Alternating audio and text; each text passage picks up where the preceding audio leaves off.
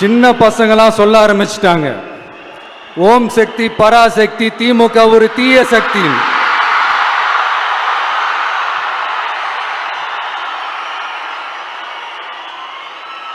அதனால இந்த தமிழ்நாடு இன்னொன்று வேற ஒன்று சொல்றாங்க. அது என்னடான்னா, தமிழ்நாட்டு அணி டெல்லி அணியா.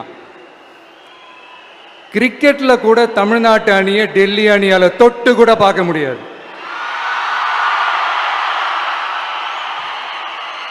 அப்படி இருக்கும்போது கிரிக்கெட்லையும் விசில போடுறது தமிழ்நாடு தான். சிஎஸ்கே